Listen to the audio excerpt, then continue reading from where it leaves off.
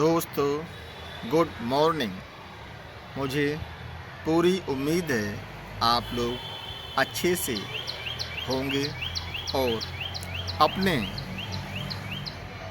Life में बेहतर कर रहे होंगे और उसके साथ ही अपने ज़िंदगी में छोटी छोटी खुशियाँ तलाश कर अच्छे से जीवन गुजार रहे होंगे।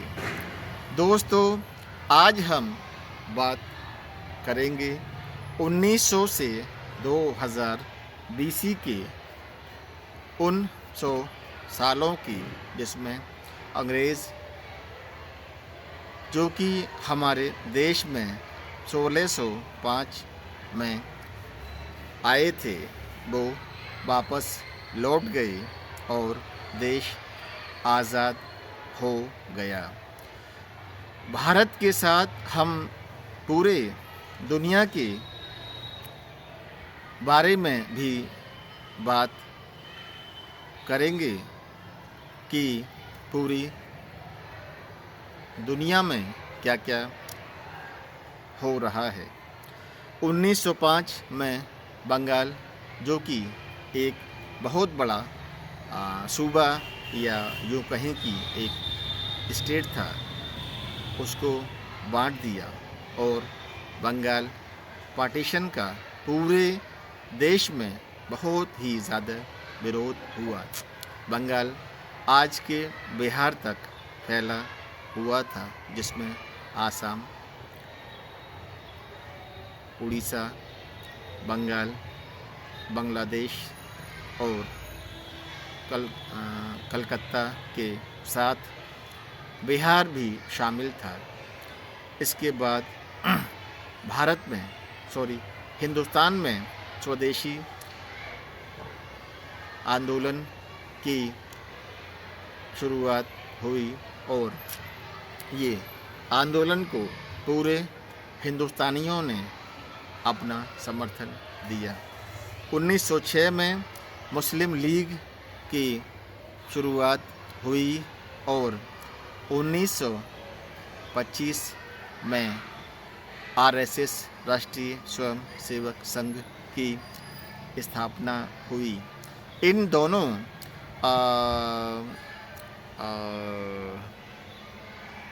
संस्थाओं या यूँ कहें कि ऑर्गेनाइजेशन का एक जैसी आइडियोलॉजी थी। मुस्लिम लीग सिर्फ मुसलमानों के कंधे पर बैठकर हुकूमत करना चाहती थी और उसने इसमें सफलता भी पाई। वहीं RSS राष्ट्रीय स्वयंसेवक संघ हिंदुओं के कंधे पर बैठकर सत्ता चाहती थी। उसमें ये भी पूरी तरह से कामयाब रही। अब आगे बढ़ें तो 1911 में राजधानी दिल्ली शिफ्ट की गई, क्योंकि पहले राजधानी कलकत्ता थी।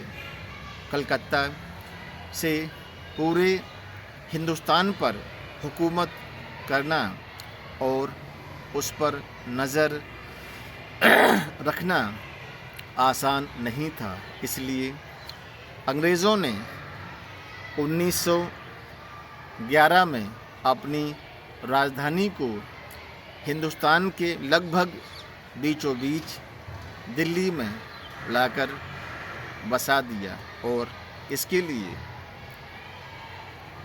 लुटियंस को सारी बिल्डिंग दिल्ली में बनाने के लिए अपॉइंट किया गया।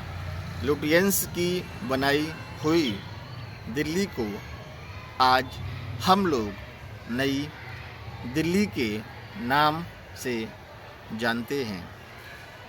1914 से 1918 के इन 4 से 5 सालों में फर्स्ट वर्ल्ड वॉर हुआ और ख़त्म भी हो गया। ईस्ट इंडिया कंपनी इंग्लैंड के अंडर थी। इसी वजह से फर्स्ट वर्ल्ड वॉर में इंग्लैंड के साथ हिंदुस्तान भी लड़ाई में कूदा और हिंदुस्तान के बहुत सारे सैनिकों ने इस फर्स्ट वर्ल्ड वॉर में, जिसका कि हमारा कोई ताल्लुक़ नहीं था, भाग लिया। 1915 में महात्मा गांधी, जिन्होंने आगे चलकर इस देश को आज़ादी में बहुत ही ज़्यादा प्रयास किए, वो साउथ अफ्रीका से वापस हिंदुस्तान लौट आए। महात्मा गांधी का हिंदुस्तान में बहुत ही ज़्यादा स्वागत हुआ और उनका बहुत ही मुस्लिम लीग और आरएसएस तो उस समय पैदा नहीं हो पाया था, लेकिन कांग्रेस और मुस्लिम लीग, ये दो धड़े उस समय भारत में थे। दोनों ने ही गांधी को अपने अपने पाले में करने के लिए बहुत ही कोशिशें की। इसके बाद जलियांवाला बाग, जिसके बारे में आज भी लोग बातें करते हैं कि उस जलियांवाला बाग में, जो कि पंजाब में था, उसमें अंग्रेज़ जनरल डायर ने एक पार्क नुमा बंद एक जगह थी, जिसके चारों ओर किले नुमा बाउंड्री थी। उसमें निकलने के सिर्फ 2 ही दरवाजे थे। वहाँ पर जनरल डायर ने अपने आर्मी को, सैनिकों को रखा और वहीं से जो भी लोग इस जलियांवाला बाग में अपना विरोध जताने के लिए इकट्ठे हुए थे, उन पर लगातार गोलियां बरसाईं और इसमें काफ़ी लोग मारे गए। इसके बाद बात करें तो गांधी जी ने 1930 में असहयोग आंदोलन शुरू किया। इस असहयोग आंदोलन का मोटिव सिर्फ एक ही था कि हम अंग्रेज़ों को शांतिपूर्वक कोई सहयोग नहीं करेंगे, जिसकी वजह से हो सकता है अंग्रेज़ भारत को आज़ाद करके चले जाएं। 1931 को शहीद आज़म भगत सिंह को फांसी दे दी गई। भगत सिंह के साथ सुखदेव और एक और नाम है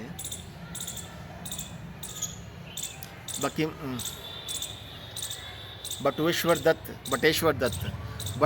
दत्त के साथ फांसी दे दी गई। 1927 में भारत में, हिंदुस्तान में इंग्लैंड से साइमन कमीशन आया, जिसका मकसद था भारत में लोगों को एक नए कानून और एक नए झुंझुने को पकड़ाकर हिंदुस्तान में अपनी हुकूमत को बरकरार रखते हुए विरोध को दबा देना। इसके बाद 1939 में सेकेंड वर्ल्ड वॉर शुरू हुआ और ये वर्ल्ड वॉर 1945 लगभग 5 साल चला। एक बात मैं बताना चाहूँगा कि अंग्रेज़ों को भारत हिंदुस्तान को 1947 में छोड़ने के लिए शायद एक वजह सेकेंड वर्ल्ड वॉर में ब्रिटिश एम्पायर के का बहुत ही ज़्यादा खर्चा होना और हर कॉलोनी से बगावत होने की वजह से अंग्रेज़ों ने 1947 में भारत के साथ ही अरब मिडिल ईस्ट के कई इलाकों को आज़ाद कर दिया, क्योंकि अब अंग्रेज़ अपनी हर एक कॉलोनी की बगावत को दबा नहीं सकते थे, और अगर कॉलोनियों में ब्रिटिश एम्पायर बगावत को दबाता ही रहता तो और ज़्यादा बगावत होती। शायद इसी वजह से मिडिल ईस्ट, चाइना और हिंदुस्तान को अंग्रेज़ों ने इसकी शायद ये एक भी बड़ी वजह रही होगी कि अंग्रेज़ों ने सबके साथ हमें भी आज़ाद कर दिया। 1947 में भारत को पूरी तरह से आज़ादी मिल गई और 1948 में ही आज़ादी के लीडर, जिन्हें कुछ हिंदुस्तानी अपने नज़रिए की वजह से, अपनी आइडियोलॉजी की वजह से गलत मानते थे, महात्मा गांधी उनको उनके आश्रम में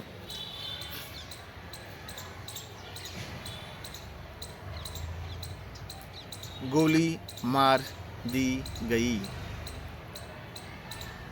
और इसके बाद जवाहरलाल नेहरू के रूप में हिंदुस्तान को एक ऐसा दूरदृष्टि या यूँ कहें कि विजनरी नेता मिला, जिन्होंने 15 साल के अपने कार्यकाल में हिंदुस्तान को एक लो लेवल से उठाकर मिडिल लेवल पर लाकर छोड़ दिया।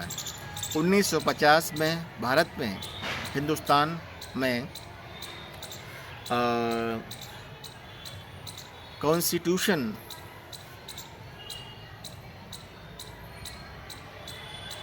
लागू हुआ, यानी कि भारतीय संविधान 26 जनवरी 1950 से लागू होना शुरू हुआ, जिसमें हिंदुस्तान के सभी लोगों ने अपनी आस्था दिखाई और पूरी तरह से सभी ने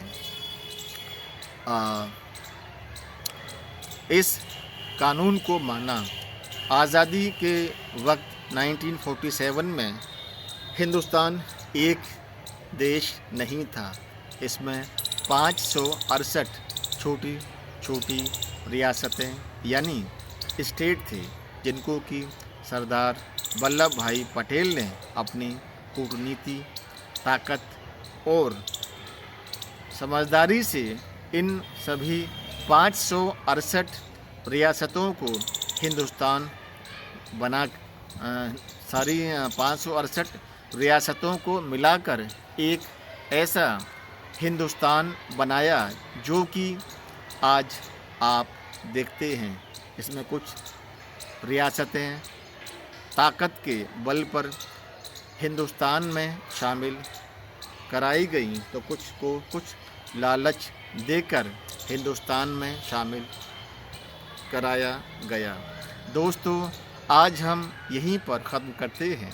कल, क्योंकि इन 50 सालों में चीज़ें बहुत ही ज़्यादा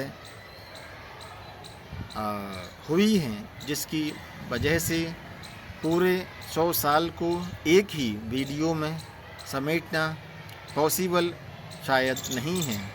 इसलिए आज हमने 1900 से 1950 तक के इतिहास को जाना है। कल हम जानेंगे 1950 से लेकर 2000 के 50 सालों के इतिहास को, कि 50 सालों में पूरे हिंदुस्तान में क्या क्या हो रहा है। शुक्रिया।